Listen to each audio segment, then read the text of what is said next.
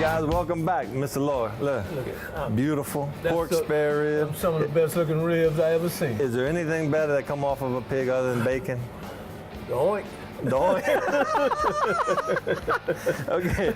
Well, I know you probably know this, but we just haven't got to it. We hadn't got to the oink yet. But yeah, what I like to do is, you got this blade right here, and then you got all this cartilage, and we're not going to throw all this meat away, but there's a lot of cartilage. I like to keep a clean rack of ribs. So I learned a while back that if you cut right here down there's like a cartilage, it's what they call the St. Louis cut. So what you do is you kind of find that rib right about here. So I'm gonna cut it comme ça, and then I'm just gonna cut it straight across here.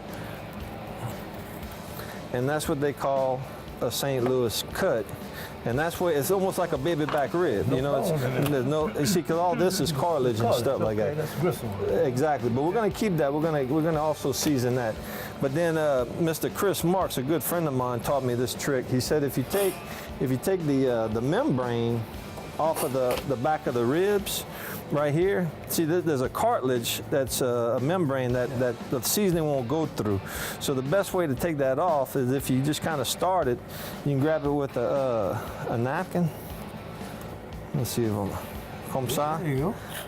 And it just you just got to peel it. The napkin's essential because there's a lot of fat for you to grab it. Oh man, we would eat that, man. Yo, eat that. Well, we can keep it. We can make some gratons. So yeah, now you just got this. We can see the meat right here. And then what we're gonna do is we're gonna take this and we're gonna take a little bit of yellow mustard. And this is an old Kansas City way of doing it. There's a lot of ways you can do ribs. So we're gonna just take some regular yellow mustard. We're gonna coat one side. Then we're gonna take this Memphis rub, which is the 3 Little Pigs rub. Take a little, don't take a big whip because it's tart. It smells good, huh? And then we're gonna put a little bit of this on here. And we're gonna put a little butt rub, which is another competition rub. I was looking at that. Yeah. I need to try some of that. Yeah, and not a lot because with ribs, you ain't got a lot of meat. So you don't want to put too much. It's not like you're doing a Boston butt. And we're gonna do the same thing on this side. Put a little yellow mustard. I'm gonna smear that over. We're going to take a little bit of the Memphis, spread that on it also. And then again, we're going to take a little bit of this butt rub, and we're going to just sprinkle a little bit on that. I'm ready to eat. And I tell you what, it smells good already. Now this right here, you were talking how you like to use different hardwoods like oak and pecan, and this is peach wood, and I'm going to send you home with a gift bag because I appreciate you being on the show. But applewood is commonly used in barbecue competition for pork, but peach is kind of hard to find. And we have it here at the store, and I'm telling you, once you use this, it's hard to go back to anything else. And so I got a friend who got a peach tree in his yard. He better watch out. Oh yeah, you might be doing some midnight pruning. But look, we're gonna just take this, and on the Cajun grill, we got our coals off to one side. So we're just gonna take this big chunk, put that on this side, and then we're gonna take the ribs, and we're just gonna lay them indirectly to where they're not directly on the fire, as far away from the fire, and we're just gonna let them slow cook. Now we're going to be cooking at about 300, 350, and we're just going to let it go probably about 4 hours. And so that's pretty much it. So now we got a lot of time to talk about football. Man, 4 hours, man. Oh yeah, no. But the benefit of TV is that we already got 2 racks already done. Right, so don't tell nobody. But so tell me a little bit more about your football playing career. Some of the highlights. Well, the main thing, I was 16 round draft choice. But I ended up being the top rookie that year. And that was 1969, and I was Rookie of the Year.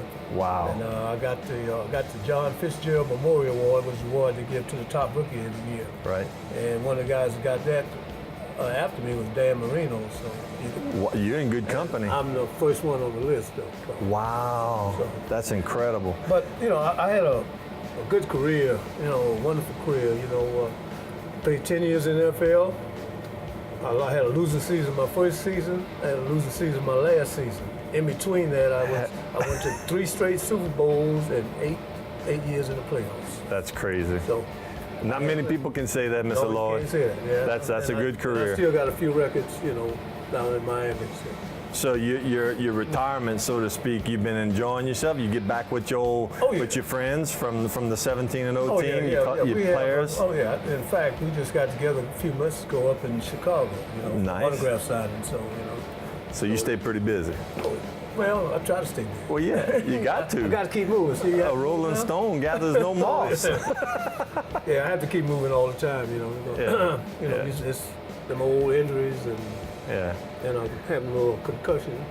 Yeah, well, they're doing a lot with the NFL to try and prevent that, but ain't nothing you can do about that. It's Yeah.